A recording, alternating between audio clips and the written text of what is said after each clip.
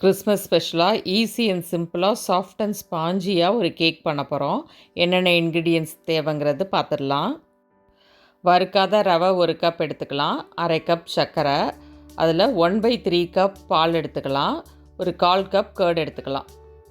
இதே 1/4 கப் அளவுக்கு பட்டர் சேர்த்துக்கலாம். பட்டரை உருக்கி ஆற வச்சு இந்த 1/4 கப் அளவுக்கு சேர்த்துக்கலாம்.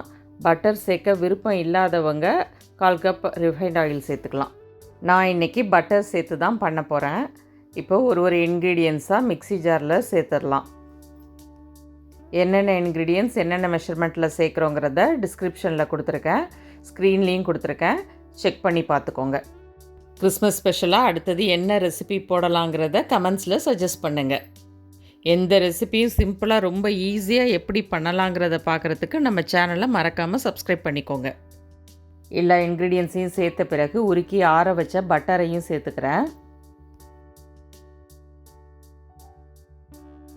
வெண்ணிலா எசன்ஸ் ஒரு 3லேருந்து 4 ட்ராப் மட்டும் சேர்த்துக்கோங்க. எல்லாத்தையும் நல்லா பிளெண்ட் பண்ண பிறகு ஒரு மிக்சிங் பவுலில் மாற்றிக்கலாம். நம்ம பீட்டர் யூஸ் பண்ணாததுனால நல்லா மிக்ஸி ஜார்லேயே கொஞ்சம் டைம் விட்டு நல்லா அடித்து எடுத்துக்கோங்க. பாருங்கள் எவ்வளோ சூப்பராக வந்திருக்கு.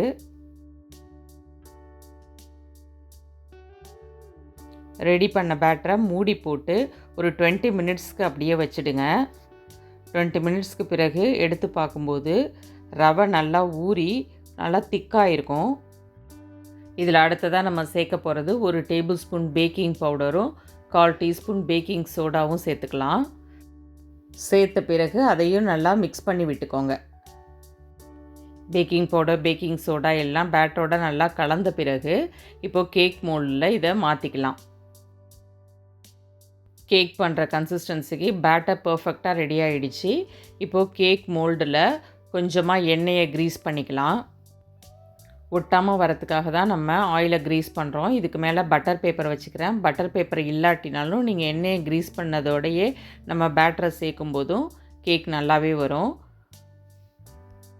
பட்டர் பேப்பர் மேலேயும் லைட்டாக எண்ணெயை க்ரீஸ் பண்ணிவிட்டு இப்போது அந்த பேட்டரை இதில் சேர்த்துட்றேன்.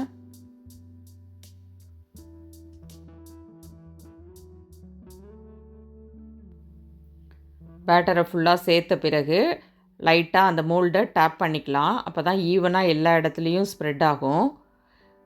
இதுக்கு மேலே உங்களுக்கு எந்த நட்ஸ் பிடிச்சிருந்தாலும் அதை சேர்த்துக்கலாம். நான் இன்றைக்கி டூட்டி ஃப்ரூட்டி சேர்த்துக்கிறேன். இன்றைக்கி அவன் யூஸ் பண்ணாமல் பண்ண போகிறோம். சால்ட்டை நல்லா சூடு பண்ணி குக்கரில் சேர்த்துட்டு நடுவில் ஒரு வளையம் வச்சுருங்க. அதுக்கு மேலே கேக் மோல்டை வச்சு மூடிடலாம். மூடியில் கேஸ்கட்டை எடுத்துகிட்டு வெயிட் போடாமல் ஒரு அரை மணி நேரம் லோ ஃப்ளேமில் வச்சு எடுத்திங்கன்னா நல்லா சாஃப்ட் அண்ட் ஸ்பாஞ்சியாக கேக் ரெடி ஆகிடுச்சு. பாருங்கள் எவ்வளோ சூப்பராக வந்திருக்குன்னு. கேக்கை வெளியில் எடுத்த பிறகு உடனே கட் பண்ணிட வேணாம். 1/2 hour to 45 minutes வெயிட் பண்ணுங்கள். ஓரத்தில் நைஃப் வச்சு லேஸாக எடுத்து விட்டுட்டு அதுக்கு பிறகு எடுத்தோன்னா சூப்பராக நம்மளுக்கு கேக் கிடச்சிடும். மேலே உள்ள பட்டர் பேப்பரை ரிமூவ் பண்ணிவிடுங்க. கண்டிப்பாக பார்க்குற எல்லாருக்கும் இந்த வீடியோ பிடிக்கும்னு நம்புகிறேன். அதுக்காக ஒரு லைக் கொடுத்துடுங்க. ஃப்ரெண்ட்ஸ் அண்ட் ஃபேமிலிக்கு ஷேர் பண்ணுங்கள். நீங்களும் உங்கள் வீட்டில் இந்த கேக்கை ட்ரை பண்ணி பார்த்துட்டு கிறிஸ்மஸை ஹாப்பியாக செலிப்ரேட் பண்ணுங்கள். எல்லாருக்கும் மெரி கிறிஸ்மஸ். தேங்க்யூ.